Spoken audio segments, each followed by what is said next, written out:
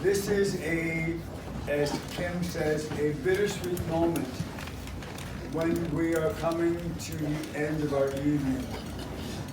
I get the opportunity to introduce to you again a man whom I admire greatly. I'm going to embarrass him and make it difficult for him to speak, but that's my job.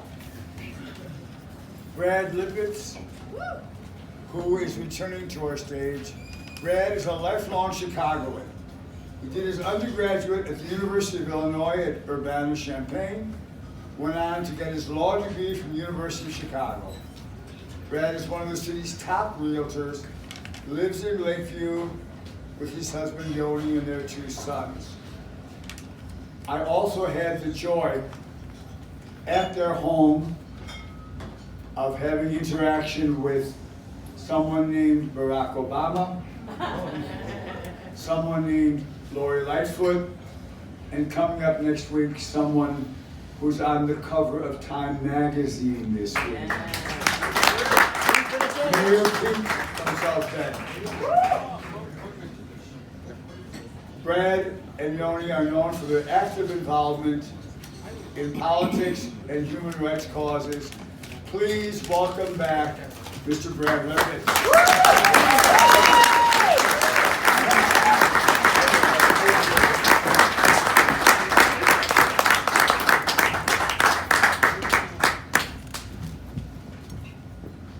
So, a long time ago, in the 1980s, this is pre-internet, pre-app, pre-life as we now know it. There was only one way to really pick up a guy, and that's to cruise. Now, a typical cruising situation, well, let me just tell you, I mean, cruising is not something that's taught by your elders. It's not something that's passed down in liturgy from generation to generation. There was certainly no pamphlet on cruising in my local library growing up. Cruising is something you learn on the street, in real time, with real guys, wanting, lusting, just yearning for it. A typical cruise situation happened like this. You're walking down the street, let's say Broadway, you pass a guy. You lock eyes for 1 second. And then you count to 7, you keep on going. These are the longest 7 seconds. 3, 4, 5, 6, 7, you turn around. You hope that he does too. And if he does, you've made a successful first step in a great cruise. And then you meet at the store window, which is equidistant to both of you. It could be any store. It could be a hardware store.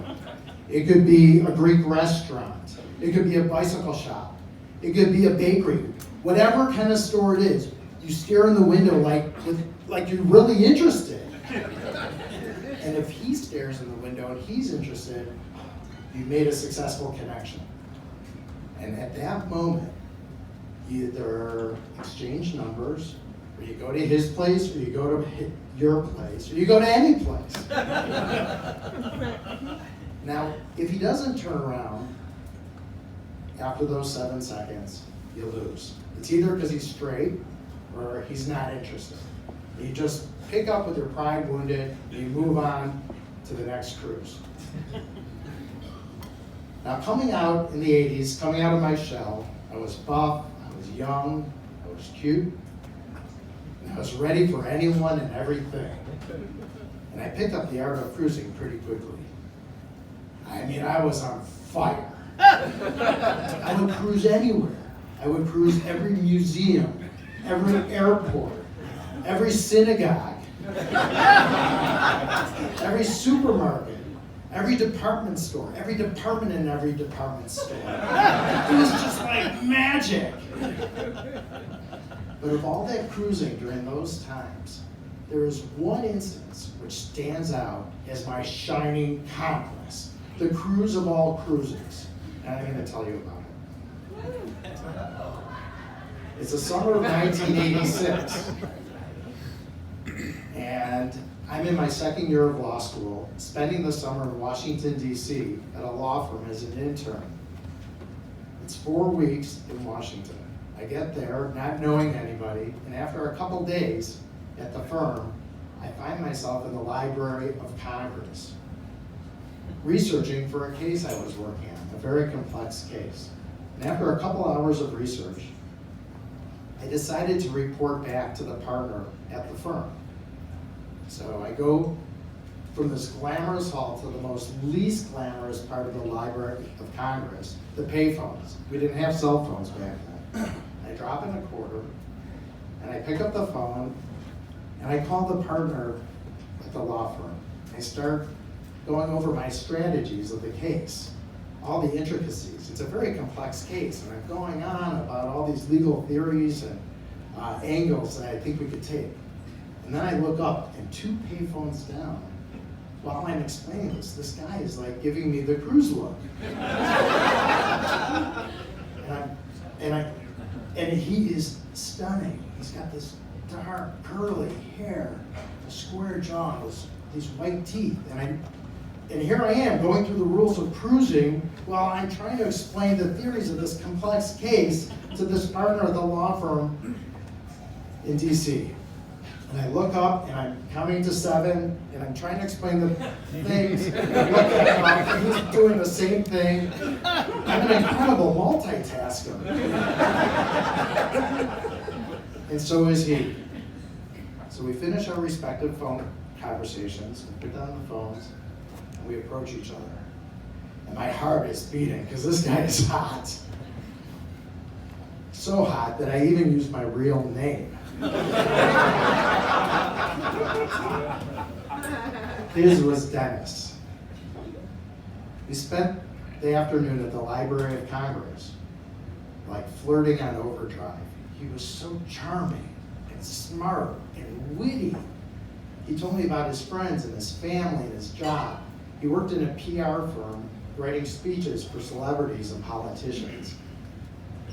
And then he invited me as his guest to a concert that evening at the John F. Kennedy Center where the Israeli Philharmonic was playing. I mean, this guy's really trying to get me. I'll never forget that night, one of the most magical of my life, meeting him at the Kennedy Center. And after the first part of the performance, I can't remember even what the program was, we found ourselves on the terrace of the Kennedy Center, underneath the moonlight, with the Potomac River, just making out like crazy. I mean, like there was no tomorrow. And we almost missed the second half of the performance. After the concert, we went back to his place, and the magic continued, as it did for much of the summer.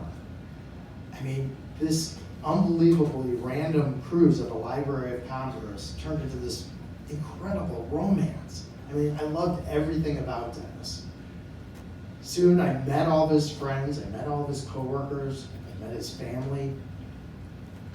He even introduced me to my first gay brunch at a real gay men's apartment. There were coffee cakes, there were egg things. There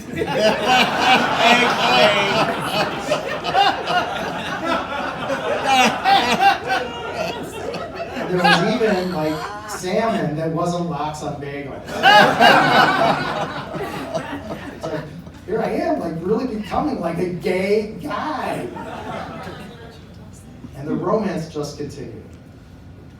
The week before I was scheduled to leave to go back to Chicago to continue with law school, he invited me to go to as his guest to New York City, where the Human Rights Campaign Fund was having its annual gala dinner. And with the featured speaker being Coretta Scott King. And she was going to give a speech which Dennis wrote. I mean, I was like thrilled. So I remember taking the train to New York City. We got there. We were staying at a friend's of his apartment for free. And we rented black tuxedos. It was our first black tie gala. We spent hours getting ready, combing our hair this way. I mean, I had hair back then. So we're trying this way and that way. And I mean, I had Polaroids to prove all this.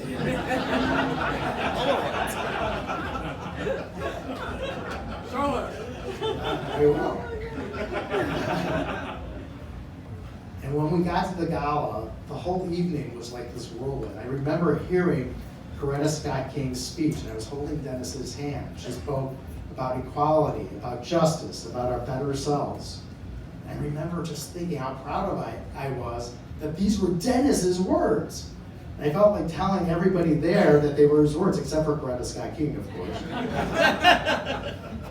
The night ended, and we spent the whole night just dancing to a big band orchestra, slow dancing.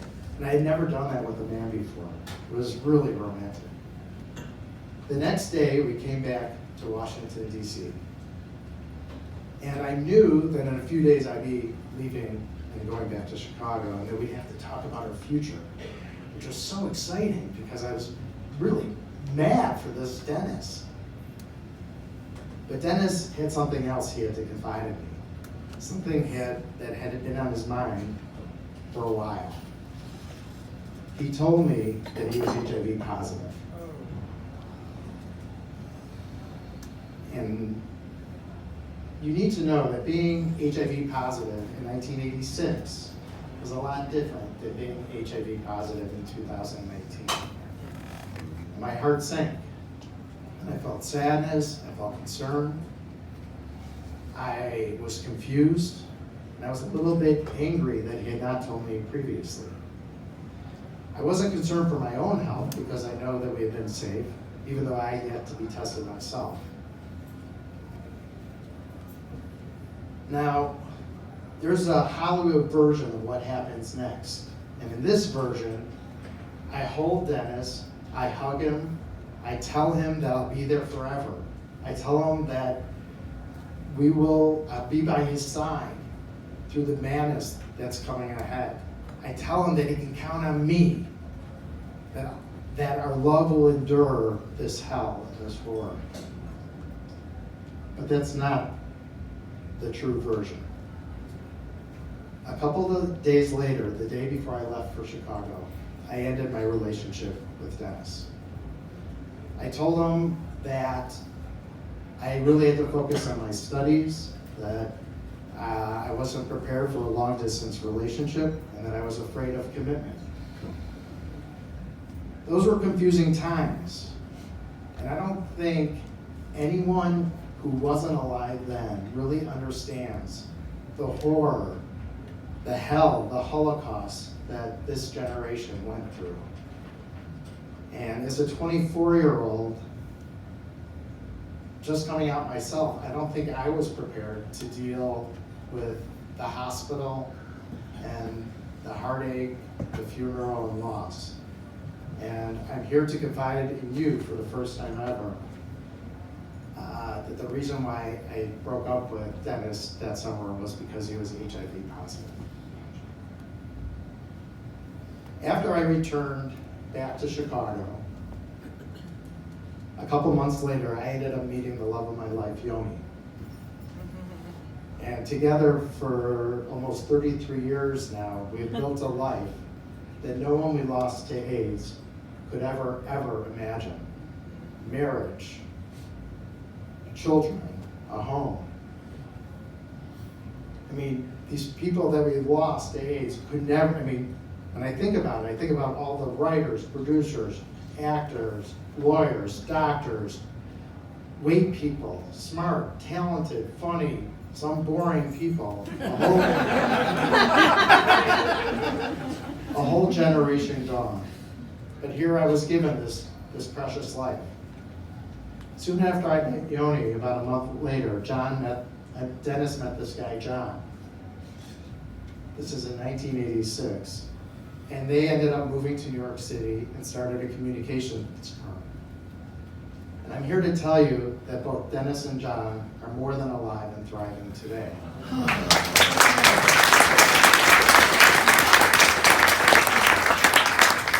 Occasionally, Yoni and I would run into them in Fire Island or New York City, and I keep tabs on them on Facebook. I even called Dennis right before I came up with this story to reconnect and come up with the events for 1986. His body was one of the fortunate few that was able to combat this disease. And while I will always treasure those beautiful moments in the summer of 1986, I'm really here to attest to my own confusion during those times, those horrific times. I guess I wasn't there for Dennis. I guess I took the easy way out. And out, which out of some luck or some aligning of the stars, would enable us to each grow individually and to somehow honor those we lost. And that's the real reason I'm here tonight. Thank you.